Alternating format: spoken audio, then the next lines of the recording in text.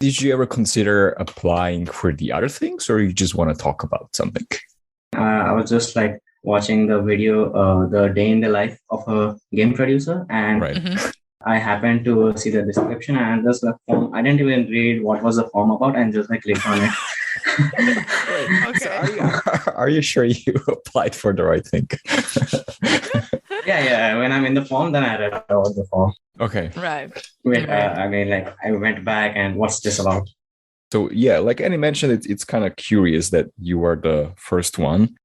Maybe tell us, why did you have the desire to actually come here and talk about the life in India, or your life, and what you want to do? Like, what is your motivation? Like, there's no particular motivation Mhm. to be specific. It's like just happened last month ago when I started to talk more. Before that, I was like a very shy boy. I never really used to talk to each other.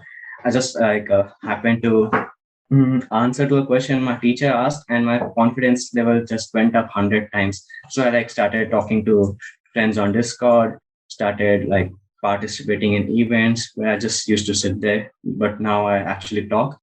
And then just happened to be a nice concept. Like I can actually participate in a podcast. At first, I thought only people who have like what do you say? Like famous people, right? Yeah, famous people. Or like people who actually done stuff can actually participate in a podcast. But then they are looking for high school students when high school students can participate. So I thought like this would be a good chance. Right. It's not, I don't think it's only about, like, let's say famous people, but it's maybe the idea is that maybe we interview successful people, or at least adults. So what do you think is the biggest success you had so far? I would not like call myself successful in any way.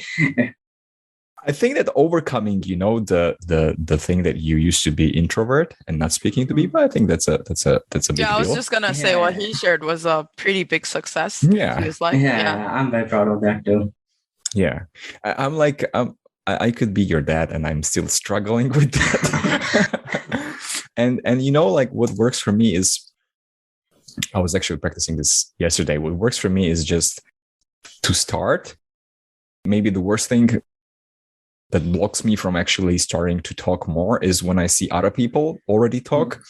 Yeah. And when I don't start talking, I feel like the other people are already so way, forward, and they have this bond and this vibe, and I'm just like silent. And so the more quiet I stay, the more difficult it is to say the first words.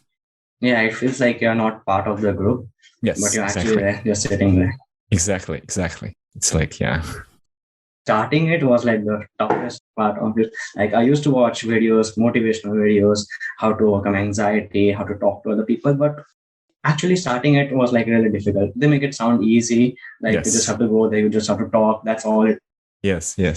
So was it one of the tips that you got from the videos, or from your experience, that you want to start talking to get in the mood, and then everything is easier? Or there was a TED talk I watched, like 100 Days of Rejection, and the guy in it would try something like daring each day, and most probably he would get rejected. Yeah. And every other day, his confidence was like higher than before. Right. Yeah. So I just like tried, like I should go there, even if I get rejected. 90% of my chances of being rejected are 90%, but Yes. still, the next time I try, my confidence will be slightly higher. Yes. Just go in there thinking you will be rejected. Yeah. And that's the part of it. Yeah. I think it's also related to expectations. Yeah. Maybe when you expect that you would get a yes, then you get very disappointed and you feel very bad about yourself. Yeah. Maybe if you expect a no, then you just can get a nice surprise when people actually say something. Maybe it's not totally related, but Annie knows that I used to do this weekly challenge where I used to, every week I was supposed to ask a strange girl on the street for a number. And it's exactly like you said, like getting used to the rejections. And then once you hear it many times, it just doesn't feel that bad. And I think it's the same with, let's say, hateful comments that you can get on social media. Yeah. If you get like too many of them, it's just like okay, I already saw this, like, like call me dickhead, and what else do you have, So yeah. Any comments? I don't know. I was thinking about what the both of you said about rejection, of like just thinking that you will get rejected. So you kind of brace yourself for what's gonna happen, and you go there expecting the worst, and then maybe something turns out to be better. You're like pleasantly surprised. Mhm. I was just thinking that, is that going to set the bar Right. very low when it comes to, like expecting things? Because if you don't expect too much, I guess it's a little bit different. Yeah, I think maybe you're trying to tie it to confidence, that like. No, I just feel like if you go in and expect nothing of it, maybe it somewhat kind of hinders you from getting something great out of it, because you already felt like, oh, I will get rejected. But maybe there was something you could do to make it not rejected. I don't know. I'm just, thinking out loud. It's like a point where you actually don't care if you get rejected. Mhm. Like when I applied for this form, I mean, I didn't thought like he would reach out to me. He's a big dude. He has a big YouTube channel. I mean, no one has ever reached out to me. So I mean, like I was like, just let's give it a try. It's not that I care if he doesn't reply to me or not. Okay, well, I'm just going to try to connect this to what you said so far. Like, you didn't used to talk much, and you also mentioned in your email that you were interested in UX design. Do you think the two are related, or not really? Okay, so at first I was like, I wanted to learn a skill, so I can like kind of show off myself and kind of present myself. At first, I decided to learn a lot of things. I went into robotics, web development, game development, and then I like eventually was bored of making websites. I actually wanted to make the design of it, and then I studied like there's this UX design, UI design. Currently, I'm taking a course on it. It's also like UX is like a very collaborative field. You need to connect with your workers, co-workers, your team managers, and all. So it promotes sociability. Did I get it right that you got tired of creating websites? How many websites did you create? No, I mean not tired of creating websites. I was like bored. Like I have to type up the code and all that. But I mean the code part was kind of boring for me. I did learn it. I mean I do know how to create like some sort of website. Okay. But I mean, it was not something like I was feeling happy about. I was feeling interested about. Right. So do you think you are more on the creative side? Earlier, I didn't used to think that I am a little bit creative or anything. Just after discovering UX, I mean, I was proud that I was able to make a design which stands out and is kind of creative. Then even that gave me confidence that I am a bit creative. I can be a bit creative in certain situations. And that complements very well with the, I guess, social aspect you mentioned, right? Because to do good UX, you have to talk to people, know what they want, and help them design.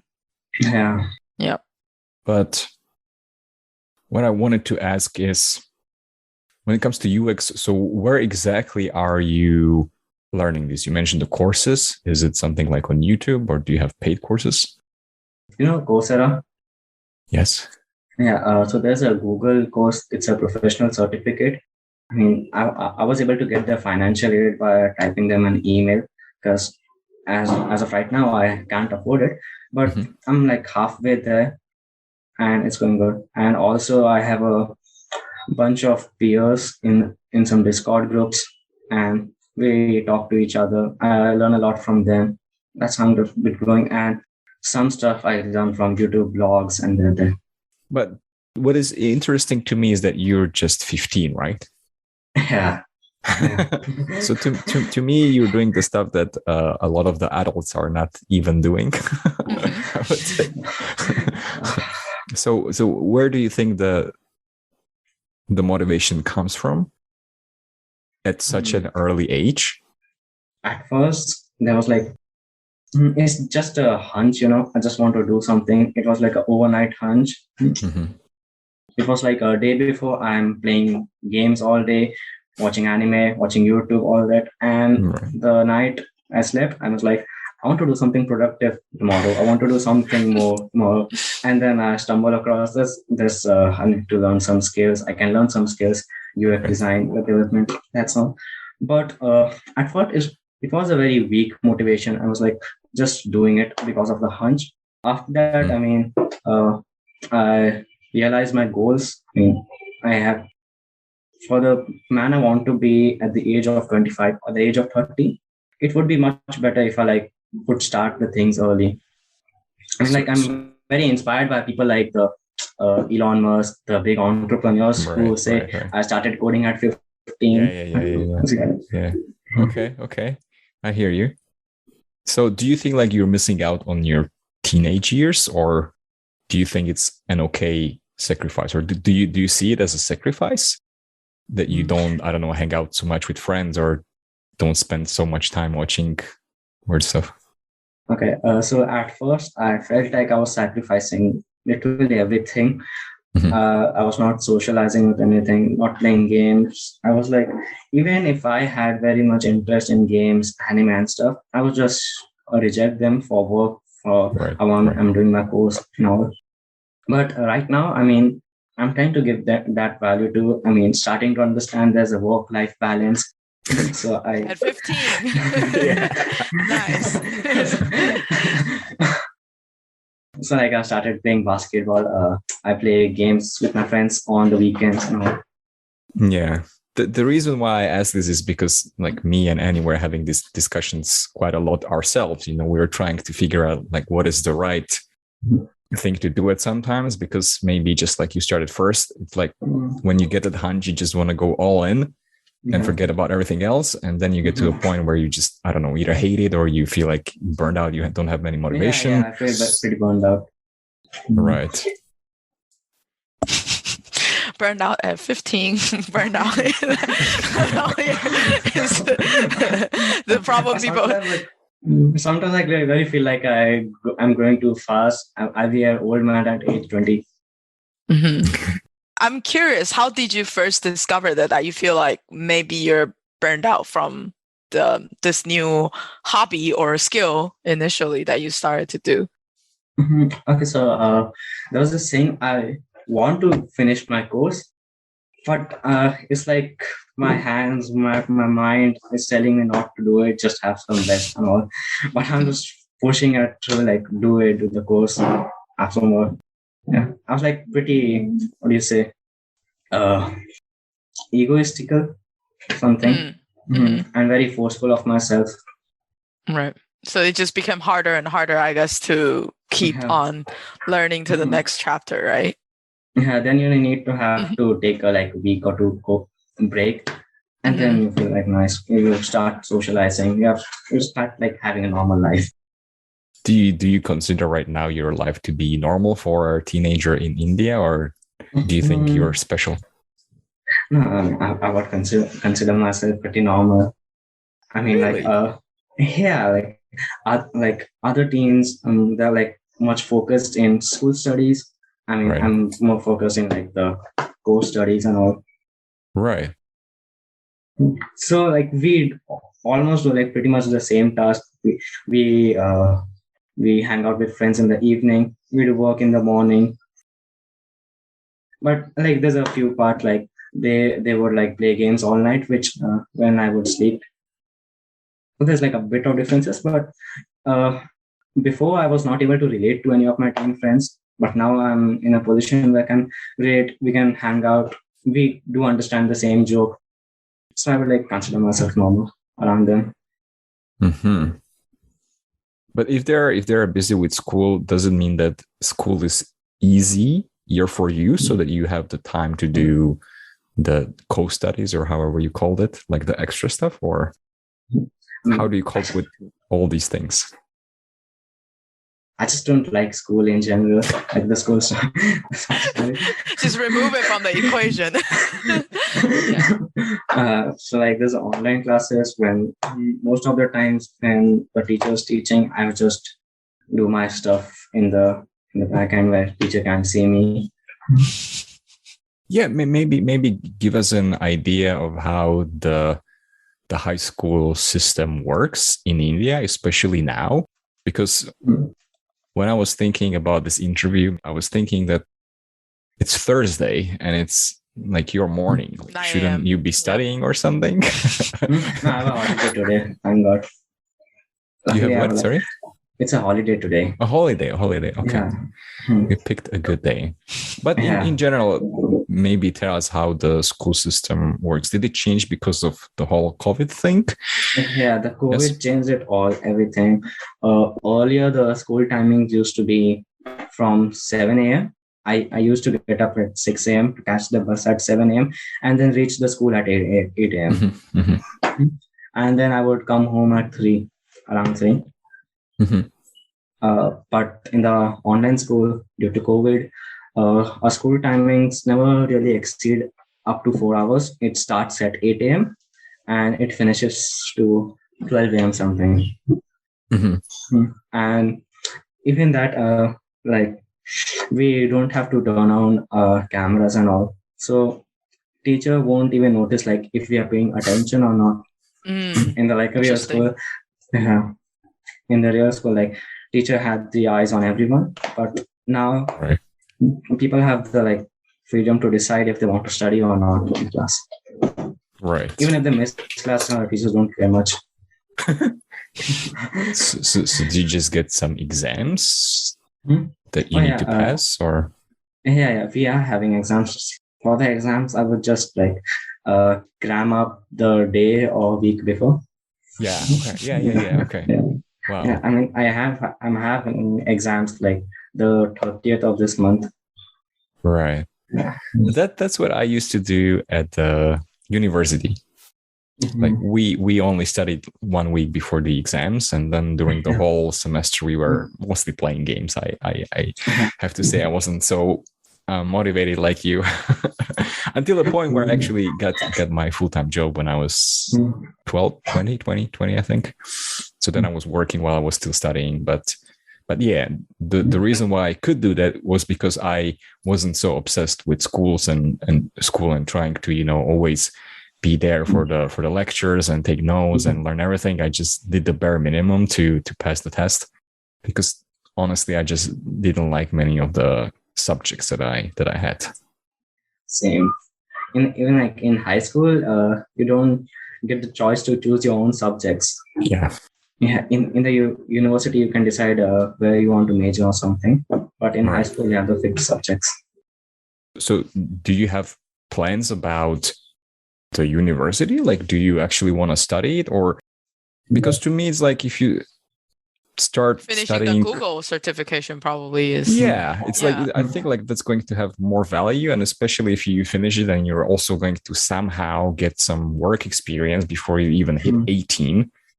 I mean, why would you even waste time going to the university? So how do you feel about that? Same.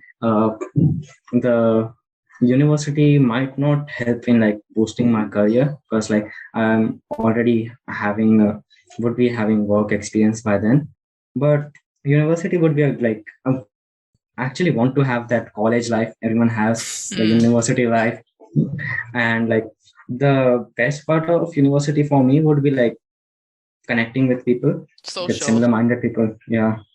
But yeah, I think when we were initially having these discussions with some high school students, many of them said this also as their main benefit. But I think we countered by saying that you can network even if you're not there. Maybe like if you're in the campus, you're actually like, let's say, forced, or the chances to network are there more because you're, let's say, all locked up within the campus. But if you are, let's say, I don't know, hanging out with people on Discord, or maybe there are some UX meetups in India, then that's another way how you can network as well. But like most of the Indian parents like actually tell the child to like actually go to college. So it's really helpful and all. Yeah. That was my another sort of question here, parents, because we also talk about it a lot. And like I mentioned, to me, what you're doing is, I would say, unique. It feels like, like when you mentioned Elon Musk, it's like you have that hustler ambitions, people who actually give want more. to do something. Yeah, want to do more. How do your parents feel about it? Do they support you? Do they know about it? Do they know that you kind of like not like school that much, but you you do some stuff on the side? So my mom's very supportive about it. Like my mom supports you can do take the course, like get an internship, have some work experience, do all you want. And my father's like he doesn't care like much. He's like as long as you pass high school, it's fine for Right. me. Right. What It's about your uni? choice. Yeah, it's my father's like you should go to uni, but if you have like some actual motivations and you can prove it to me that you are capable enough to not go to uni, and then you can decide on your own. Right. That's pretty I would say uncommon and nice for That's why I'm very thankful from them parents. too. Yeah, for parents to say that. That's pretty cool. You mentioned the work experience. Is it, first of all, is it legal for you to even work somewhere, or under which circumstances can you work as a 15-year-old? I think the rule in India, the law in India is like you can work above the age of 12 as long as you're not doing any industrial work like working in the factories and all. Manual labor. Yeah, the manual labor. Right. Okay.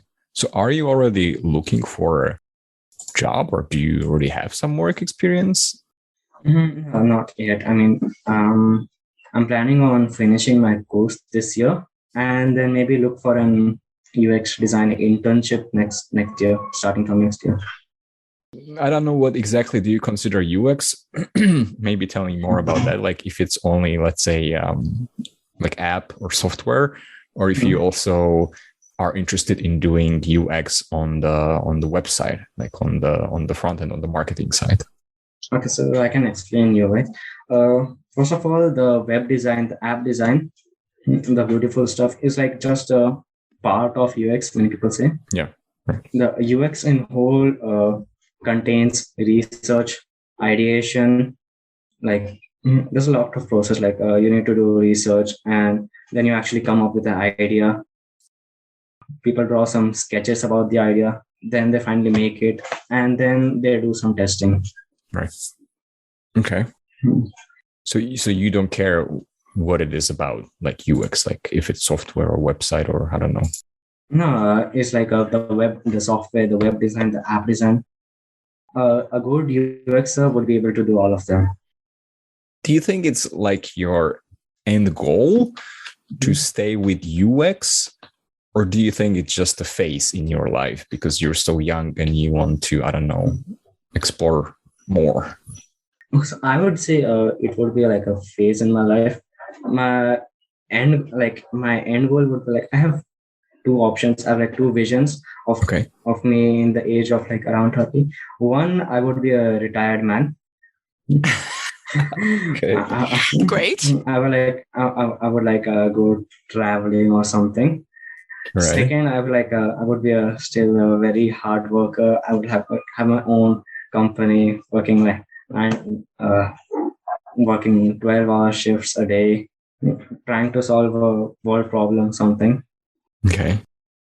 And I feel like UX definitely helps in the the creative field, the idea development. If you are a good UX, it's very normal for you to have new ideas come up.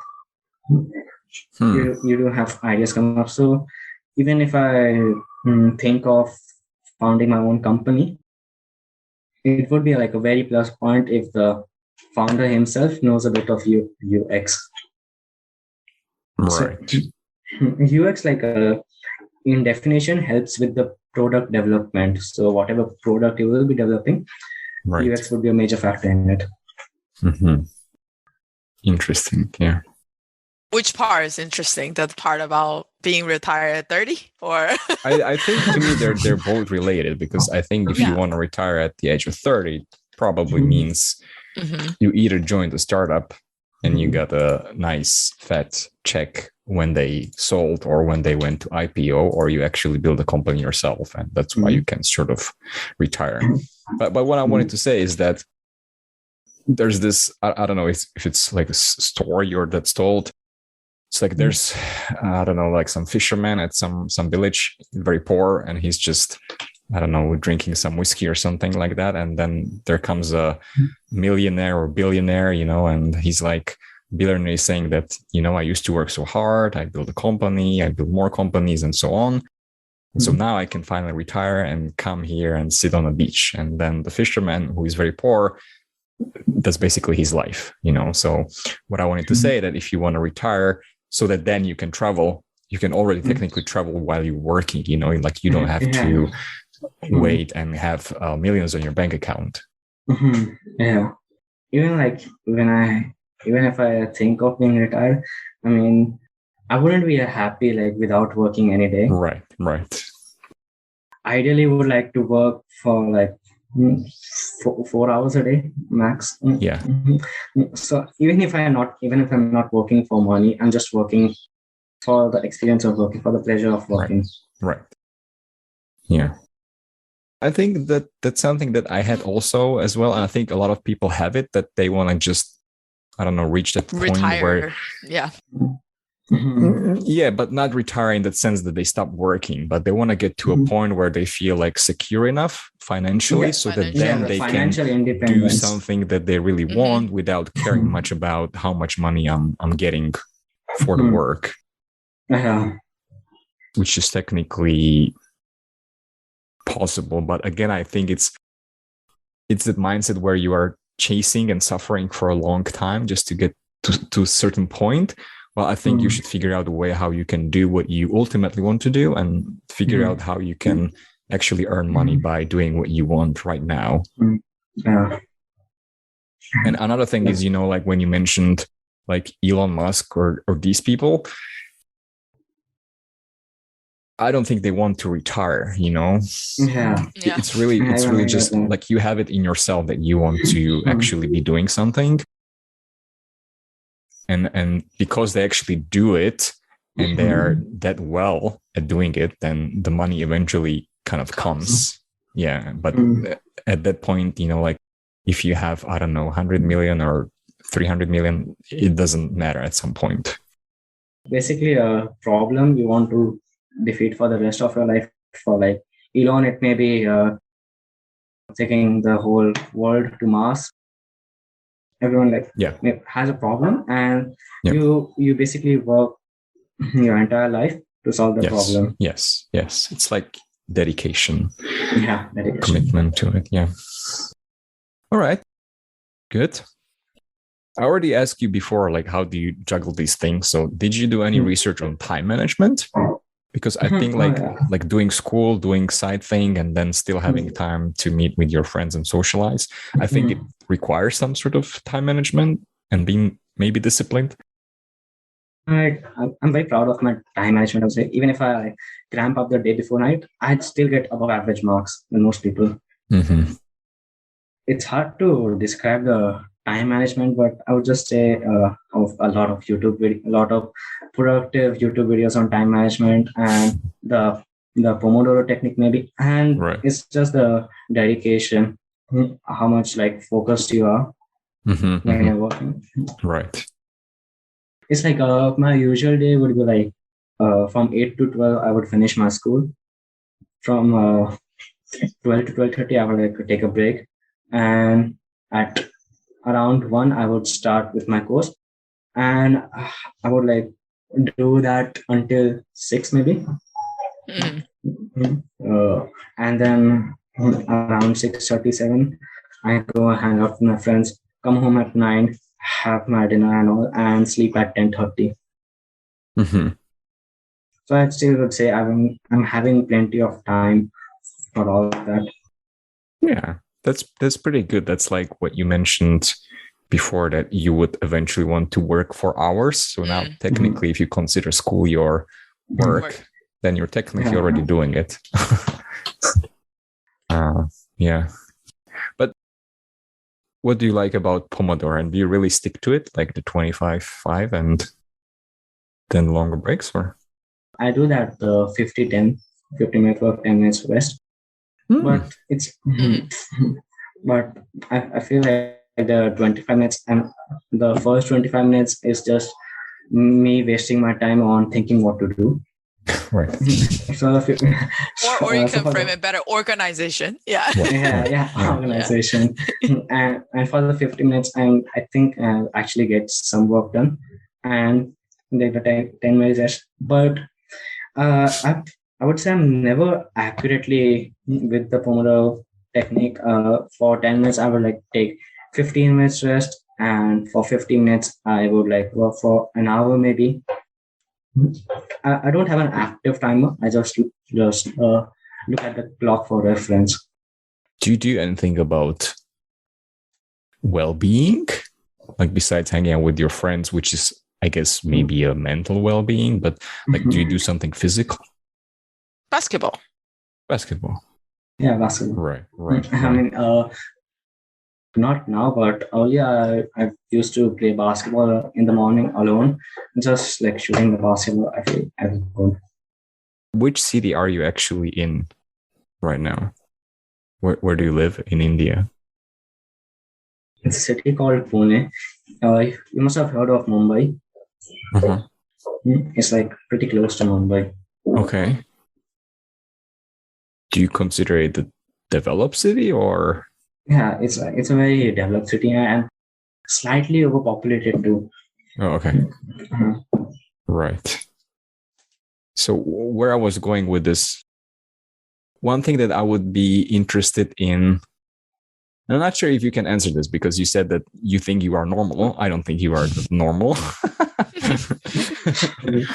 I would be interested in, let's say, how does the teenage life of the people who, let's say, don't spend so much time on self-development look like? Like, how would you describe teenage life in India? Do you think it's different than what maybe we think is the teenage life in, let's say, US from the movies or series? I see a lot of teens around the age of 13 to 16, 17 maybe are getting into relationships. Most of them getting into relationships, but most of them fail. They like have a small breakup, like they cry, and it's like I think like 90% of them fail, and even the 10% of them survive have never actually met each other. They're just chatting on Instagram. Oh, okay. Virtual dating. Yeah, virtual dating. Virtual. But even for virtual dating, like they even once in a while they have a video call, the face call, but I never did that. The most they would do is like play a game together. Wow. But is this like a new norm because of COVID, or was this happening before? No, it's because of COVID. Just do online thing. Oh, okay. Earlier, it used to stick to school, and it never got out of that. Right. Unfortunately, I'm in a boys' school, so. I remember I was at some point reading something about India, that how maybe most of the Indians actually access internet through their mobile and they don't have laptops. Is that true? Yeah, it's very true.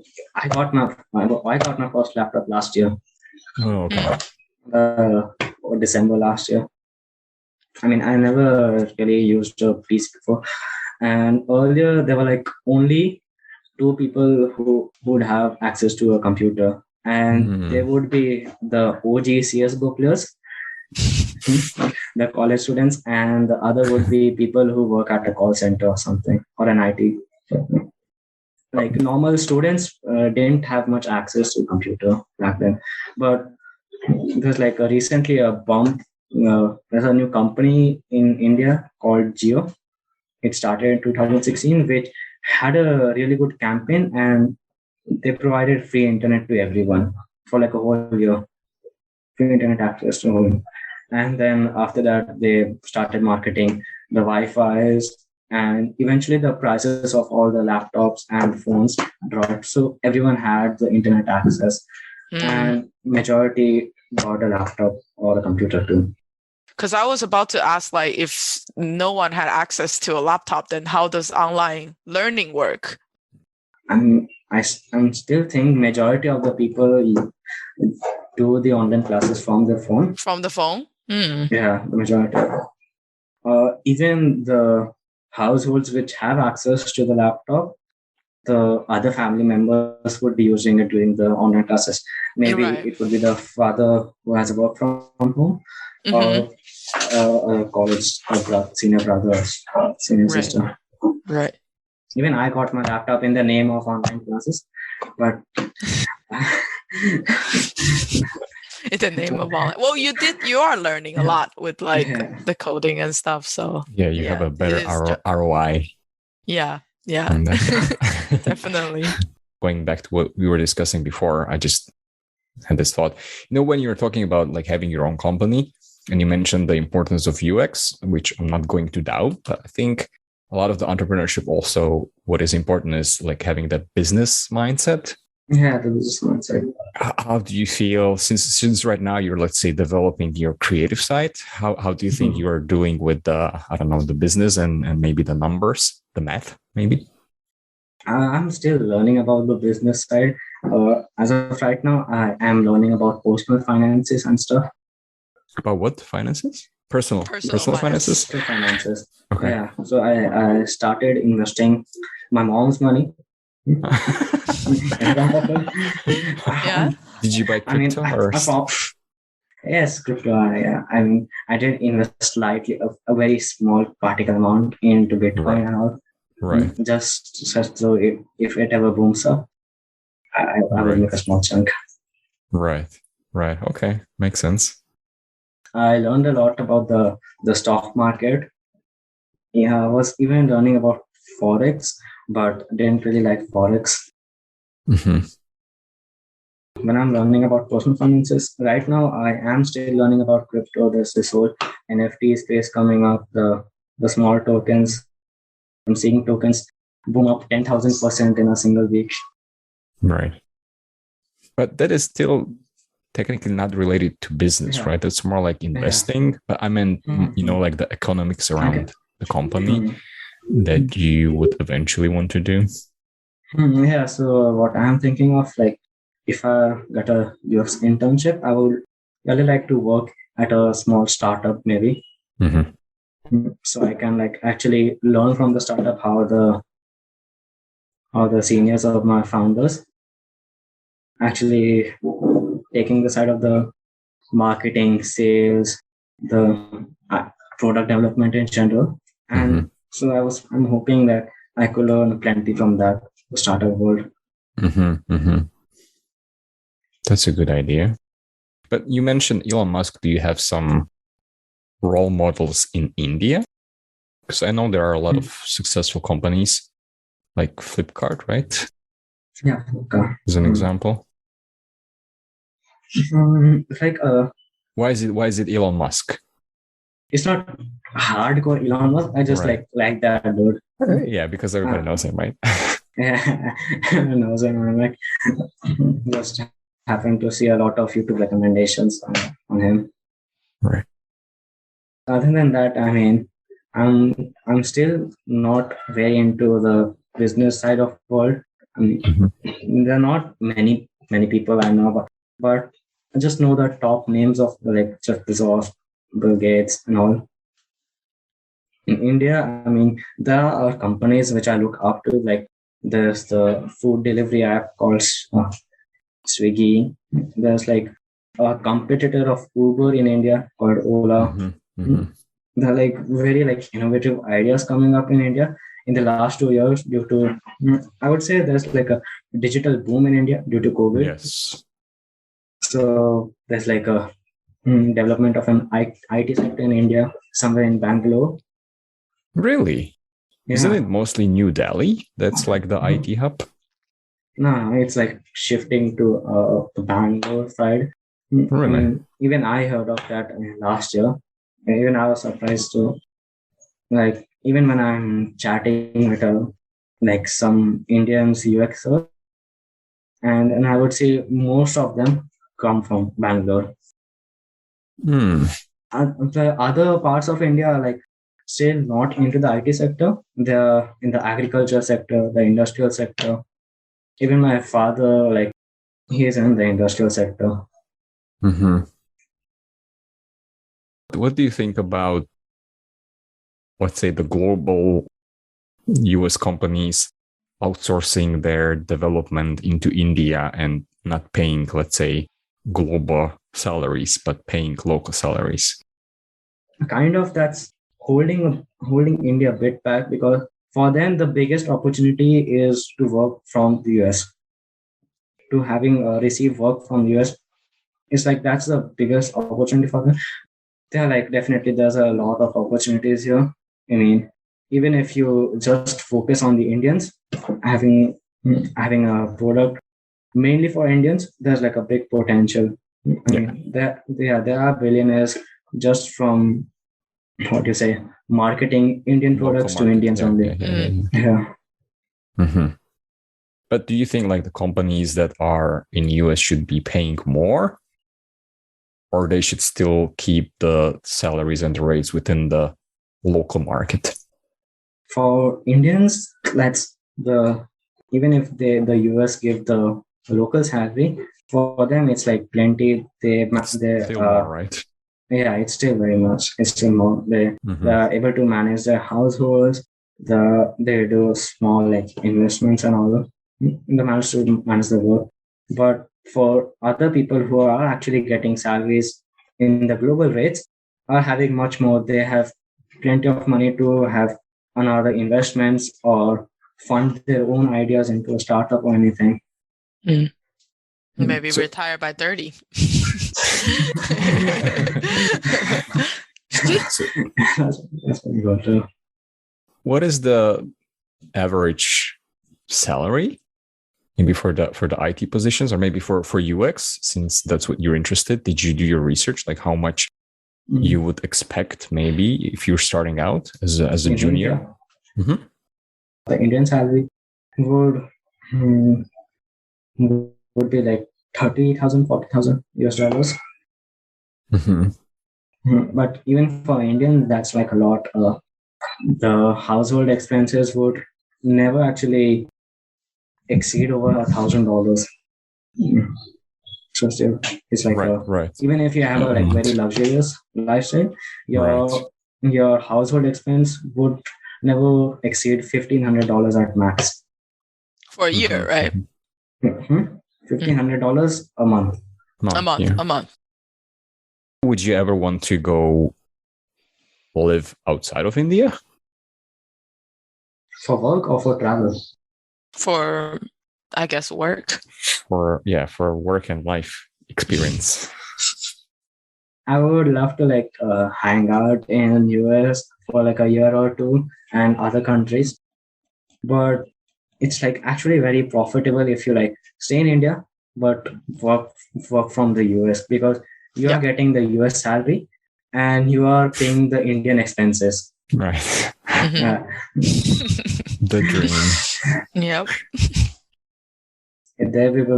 I would love to go for conferences, meetups, or other stuff to other countries. Have you ever traveled outside of India? I went to Singapore once, like 3 years back for vacation. Right. Singapore is a good place. Yeah. Yes. Did you like it? Yeah, it was good. I mean, better than I expected. You know, one thing that you also mentioned, anime. Yeah. Do you have an idea why anime is so big in India? At first, like there were a lot of Hollywood movies fan, the Avengers, the Marvel. It was like very popular in India because there were the fictional characters Indians would actually look up to. There's a childhood dream. I want to be a Superman. I want to be Spider-Man. But when there's like a anime came in, there's like a whole boom of other genres because many people never knew genres other than action. Right. even in anime, like they have a lot of room for character, a whole lot of characters. Like any Indian could have a character of their own as their profile photo or something they would relate to or look up to in general. I mean, even I was a like huge fan of anime, and like like basically even now there's a lot of anime groups.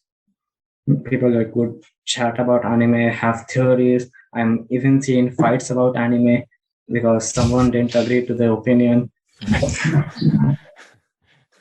What is the popular anime like? Because I know for Taiwan, like the Japanese animes are very popular, but then there's like a lot of it out there, I guess. Yeah. I'm generally referring to Japanese anime. Japanese, yeah. Yeah, Japanese anime. I mean, in my childhood, there were like a lot of good Indian anime or American shows dubbed in the Indian language Hindi, which was really really good.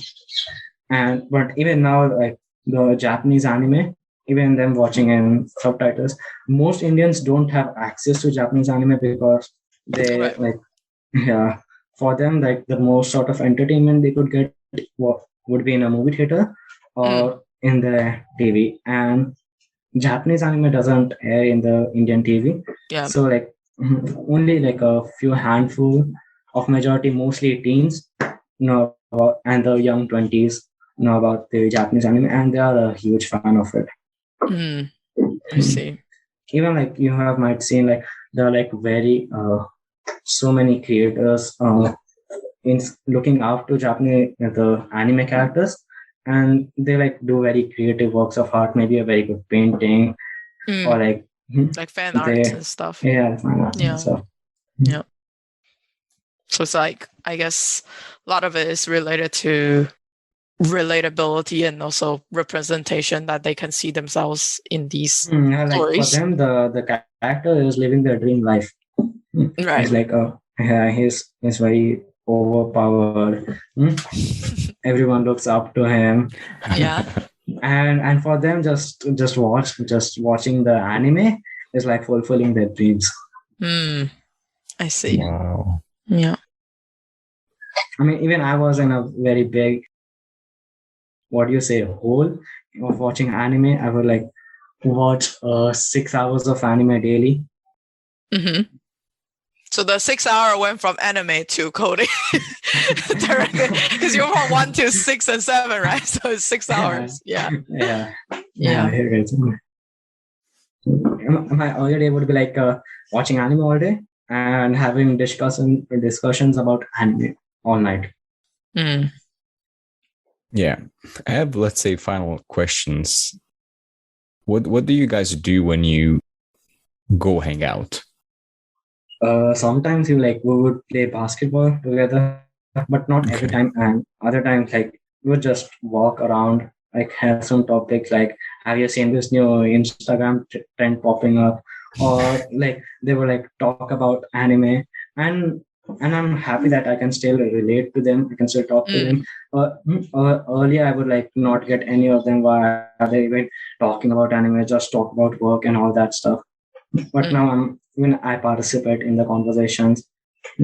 And do you have anyone in your age or like your friends that's similar in the similar boat as you? Like they're similarly normal. Yeah, like they're trying to do something productive and like, I don't know, contemplate about work-life balance at 15 that you can talk to? No, I don't think so. I mean, there are like a few friends who are interested in like the, what do you say, the singing, the music stuff. I mean, they are like taking classes of piano, guitar, and all that, but they aren't doing it like as actively as I am doing. Right. It's the different. It's more of a hobby level, right? Yeah. It's more about a hobby level. But they say like I would like to become a singer, but probably when I'm at the age of 18 or when I'm at the age of 20. For now, I'm just hanging out, enjoying life. That's the thing for them. I mean, and I'm totally fine with it. I see. Where do you guys go hang out? Do you go to restaurants or outside or at someone's house? Where is the meetup place? And we live in our same society, the residential complex. Oh, okay. So there's like a small park around there. We just go there. Right. Like, not anywhere fancy. What I wanted to ask, and I'm not sure if you're going to share this with your parents, because you're a teenager. What I wanted to ask about is alcohol. Is like alcohol and getting drunk part of the, let's say, the culture, or No, I don't think so. No, I don't think so. no? Like, especially in India, it's like the only people you would see taking alcohol would be people who are, like very in a big party, and others who are like stressed out 30-year-olds. Stressed out 30 years old. So that's why you want to retire before the age of 30, so that you're not stressed out and you don't become alcoholic. But no, the reason why I ask is because, I'm just trying to compare it with my childhood and when I was younger, like part of, at least in my culture, that's why I'm curious about it, is part of my culture. Yeah. And especially like if you wanted to be cool, it was like, oh, I drink, I smoke, and I got drunk, and that was, considered cool. So that's why I'm asking. Right now, what's considered cool is people who are actually in a relationship right now. That's what like people consider cool. The virtual dating. Yeah. Want to hang out and play basketball? Got a date with my girlfriend. Yeah. Yeah, I'm chatting with her right now. Yeah. Yeah. Well, how does this relationship get to be? Like, is it friends or do you use some dating apps? I mean, it's like friends of friends, I think. Friends of friends. Mostly on Instagram. Like meet the chat. Slide into the DMs. Yeah. Or in like a few lucky scenarios, there would be both of them met each other in a game. I mean, I've seen people who met each other in PUBG Mobile, and but broke up after 2 days. That's the regular. Broke up because they didn't want to buy the in-game product. It's like, no. Yeah. So is it common these days that girls play a lot of games in India? Yeah. It's becoming common more and more. Wow. Nice. All right. So one of the questions that I usually ask, used to ask, I guess, was, is there any question that I should have asked you, but I didn't? I don't think so. Is this what you imagined it would be like to be on a podcast? I mean, I was pretty nervous about it. I mean, I haven't prepared anything since last week. Yeah. And I just started worrying so much yesterday. I mean, right. I'm having an interview for the first time in my life. Right. On a podcast. But still, I mean, I'm happy that I procrastinated and didn't prepare anything much. I mean, earlier I was thinking of I should make like tens of notes around me. I mean, have a paper. Right, like prompt answers, right? If they ask about this is what I should say and stuff. Yeah. But like I reread the emails like tens of times, and then I saw like it's supposed to be natural, it's supposed to be casual, just like it's supposed to be spontaneous. I mean, okay, fine, I'll see for that. Yeah. Right. The best I could prepare for is like is be confident in something. Not panic out. That's the best I could do. Right. Yeah. But it's good that you took the proactive approach, that you even sent a message like, hey, can we chat first for 5 minutes before we start interview? I think that's a very good strategy. Yeah. And I think that the way you answer questions, I think it's pretty good. Like it sounds smart, even without preparation. And typically when you prepare, especially when you're when you have the notes prepared, it's like so obvious that you're reading it. So it's definitely better. So are you going to be going to more podcasts now? If I get the opportunity to, yes, I would love to. Oh, okay, awesome. Did you ever think about maybe starting your own podcast? I used to think about that a lot, but I feel like I wouldn't get much guests because at first I thought like I would only interview the teens around me, and I even had the name for the podcast, Teen Grows Tall. Teen Grows Tall? Yeah. Okay. I mean, it sounds a bit cringe now, but earlier I was like, very excited about it. But I mean, I only know like one teenie who would be interested in having a podcast. So I eventually dropped out the idea. But right now, I mean, I would be thinking of starting a podcast maybe next year, something, and where I could actually interview people. Not just by the age, but like having. Maybe you could interview different UX designers in India. Or Elon Musk or crypto people. Business folks. All right. Great. Well, it was nice having you here for this little casual chat. Yeah. It's my pleasure. An interview, and I'm not usual to chat with, I guess, a 15-year-old about life in another country and also work-life balance, entrepreneurship. And I would say this is pretty much a very adult conversation that we would have with any other guest. So, it's very interesting and very... Also, give us a little glimpse of what our next generation is is like. There's hope. There's hope. Yeah. So So thank you. Yeah. Thanks for coming.